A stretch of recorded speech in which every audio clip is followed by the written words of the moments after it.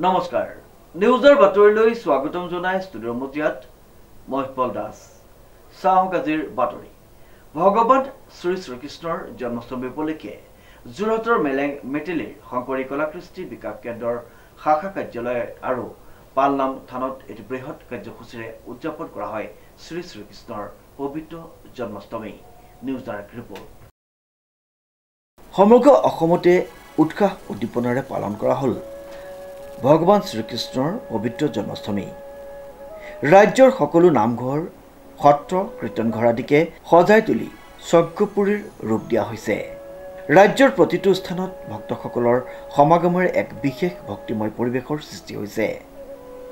নিশালৈ নামঘৰ সত্ৰসমূহত জন্মাষ্টমীৰ বিশেষ আয়োজন অতি সুন্দৰভাৱে হৈ যোৱা পৰিলক্ষিত হ'ল যোৰহাটৰ পূব দিশত অৱস্থিত মেলেং মেটেলিৰ শংকৰী কলাকৃষ্টি বিকাশ কেন্দ্ৰীয় শাখা কাৰ্যালয় আৰু পালনাম থানতো দিনজোৰা কাৰ্যসূচীৰে উদযাপন কৰা হ'ল এই পবিত্ৰ উৎসৱ পুৱাৰ ভাগতে মহিলাসকলৰ দিহানামৰ সৈতে আৰম্ভ হয় উদযাপন শ্ৰীকৃষ্ণৰ জীৱন দৰ্শনৰ উপৰিও পৰিৱেশ কৰি হয় নাম প্ৰসংগ ৰাজ্যৰ বিভিন্ন প্ৰান্তৰ পৰা অহা ভক্তসকলে সমাবেত হৈ নাম প্ৰসংগ ভাগৱত পাঠ দিহানাম পালনাম আদিৰে শংকৰী কলাকৃষ্টি বিকাশ কেন্দ্ৰত উদযাপন কৰা পৰিলক্ষিত হ'ল শ্ৰীকৃষ্ণৰ পবিত্ৰ জন্মাষ্টমী নিশালৈ পালনাম আয়োজন কৰা হয় য'ত শতাধিক ভক্তৰ সমাগম কথা উল্লেখ কৰে উদ্যোক্তাসকলে সৰ্বস্তৰে শ্ৰীকৃষ্ণৰ জীৱন দৰ্শন তেওঁৰ শৈশৱৰ লীলাৰ স্মৰণেৰে উদযাপিত হয় এই জন্মাষ্টমী ভক্তজনৰ অন্তৰত শ্ৰদ্ধা বিশ্বাস শক্তি আৰু শান্তিৰ নতুন বাণী কঢ়িয়াই আনে ভগৱতী সমাজ যোৰহাট জিলাৰ সকলো বাপ বৈষ্ণৱে ইতিমধ্যে আজি গাঁৱে গাঁৱে পবিত্ৰ জন্মাষ্টমী উৎসৱ পালন কৰিছে নামঘৰে গীতা ভাগৱত বিভিন্ন ধৰ্মগ্ৰন্থলৈ পাঠ ব্যাখ্যা আৰু নাম প্ৰসংগৰ যোগেদি চলিছে যদিও আমাৰ জিলাৰ এইটো অনুষ্ঠান জিলা পালনাম থান ইয়াত ৰাতিপুৱা 4 বজাৰ পৰা প্ৰাতঃ প্ৰসংগ আমাৰ আৰম্ভ হৈছে প্ৰাতঃ প্ৰসংগৰ পিছতে 8 বজাত চাহ জলপান খোৱাৰ পিছত আমাৰ ভাগৱত পাঠ আৰু ব্যাখ্যা আৰম্ভ হৈছে দিনৰ আকৌ 10 বজাত আমাৰ দিহানামৰ আইসকলৰ দলবিলাক আমি আমন্ত্ৰণ কৰি আনিছোঁ আমাৰ সংগীসকলৰ আইসকলো আহিছে প্ৰতিৰাধিকা মাতৃসেৱা সমাজৰ দলসমূহ আমাৰ লগত আছিলে তেখেতলোকে দিহানাম প্ৰদৰ্শন কৰিছে এতিয়া 12 বজাৰ লগে লগে আমাৰ দুপৰ প্ৰসংগ আৰম্ভ হ'ব আমাৰ আটাসকলৰ যোগেদি দুপৰ প্ৰসংগৰ কীৰ্তন কৰিব আকৌ বিয়লি 3 বজাত বিয়লি প্ৰসংগ হ'ব সন্ধিয়া 5:30 বজাৰ লগে লগে আমাৰ বন্তি প্ৰজ্বলন কাৰ্যসূচী আছে তৰুণ বিদ্যাৰ্থী সমাজ বুলি আমাৰ ভাতৃ সংগঠন আছে এই ভাতৃ সংগঠনৰ যোগেদি মহাপুৰুষ শ্ৰীমন্ত শংকৰদেৱৰ দ্বাৰা সৃষ্ট অনবদ্য সৃষ্টি গুণমালা সংকীৰ্তন কৰিব 7:30 বজাৰ লগে লগে আমাৰ আজি আটাসকলৰ যোগেদি যি আমাৰ মালা সাধন কৰা ভকতসকল তেখেতসকলৰ যোগেদি একাষাৰ প্ৰমত্ত কেশৰী পালনাম প্ৰকাশ কৰা হ'ব 10-10:30 বজাৰ ভিতৰত আমাৰ এই পালনাম সামৰণি হ'ব গতিকে আজি এই পবিত্ৰ ভাদ মাহৰ পবিত্ৰ জন্মাষ্টমীৰ দিনা আমাৰ যোৰহাট জিলা মেলেং মেটেলি পালনাম থানৰ ইমান কাৰ্যসূচীৰ যোগেদি আমাৰ আজি কাৰ্যসূচী পৰিসমাপ্তি হ'ব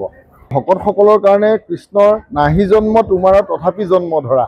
সদায় ঈশ্বৰক জন্ম কৰা হয় সদায় ঈশ্বৰক অনুভৱ কৰা হয় ঈশ্বৰৰ ৰূপ চিন্তন কৰা হয় সদায় আমাৰ ভকতৰ কাৰণে জন্মাষ্টমী তথাপিও সামাজিক পৰিৱেশ আৰু ৰীতি নীতি অনুযায়ী ব্যৱস্থা অনুযায়ী আমি এটা দিন বছৰত জন্মাষ্টমী বুলি পালন কৰোঁ আমাৰ ভাগৱতী সমাজৰ অসমৰ বিভিন্ন প্ৰান্তে বা অসমৰ বিভিন্ন অনুষ্ঠানত কেৱল ভাগৱতী সমাজেই নহয় বিভিন্ন ধৰ্মাৱলম্বী অনুষ্ঠানত যি পবিত্ৰ ভাদ মাহৰ এই মহান কাৰ্যসূচী পালন কৰিছে তাৰ আমিও ব্যতিক্ৰম নহয় আমি আজি দিহানাম পৰিৱেশন কৰিলোঁ আপোনাৰ একশৰণ ভাগৱতী সমাজৰ পালনাম থান জিলাৰ নামঘৰত আৰু এই চেগতে এই একশৰণ ভাগৱতী সমাজৰ জিলাৰ আপোনাৰ কাৰ্যকৰ্তাসকললৈ মই মোৰ ফালৰ পৰা সেৱা আগবঢ়াইছোঁ আৰু তেখেতসকলে ইয়াত আমাক যিখন জেগা দিলে নাম পৰিৱেশন কৰিবলৈ তাৰ কাৰণে তেখেতসকলৰ ওচৰত আমি চিৰকৃতজ্ঞ আৰু এই নামখিনি আচলতে মই নিজেই মোৰ কথা পৰম্পৰাগত সুৰেৰে নামখিনি পৰিৱেশন কৰিছোঁ আৰু ইয়াতে নাম পৰিৱেশন কৰিবলৈ আৰু বিশেষকৈ আমাক যিজন ব্যক্তিয়ে আমাক ইয়ালৈ আগবঢ়াই আনিছে তেখেতৰ নাম নলৈ নোৱাৰোঁ তেখেত হৈছে মাননীয় ৰাকেশ কাকতি বাবু ৰাজ্যবাসীক এই জনাইছোঁ যে স্বয়ং বৈকুণ্ঠৰ প্ৰভু নাৰায়ণে আহি পৃথিৱীত নৰ অৱতাৰ লৈ পেলাই আমাৰ নিচিনাকৈ একোজন মানৱৰ দৰে যিখিনি কাৰ্য কৰি গ'ল সেই কাৰ্যখিনি আমি যে বৰ্তমান সেইখিনি গুণানুকীৰ্তন কৰিবলৈ পাইছোঁ। সেইখিনি গুণানুকীৰ্তন কৰিবলৈ পাই আমি যিখিনি কৃতাৰ্থ হৈছোঁ, সমস্ত ৰাজ্যবাসী সেই জন্মাষ্টমীৰ গুণানুকীৰ্তন কৰক, প্ৰভু ভগৱন্তৰ চৰণ সেৱা কৰক আৰু সকলো ৰাজ্যবাসীয়ে যাতে এই আজি জন্মাষ্টমী দিনটোৰ পৰাই তেখেতসকলৰ কাৰোবাৰ যদি কিবা ৰোগ ব্যাধি আছে, অপায় মংগল আছে,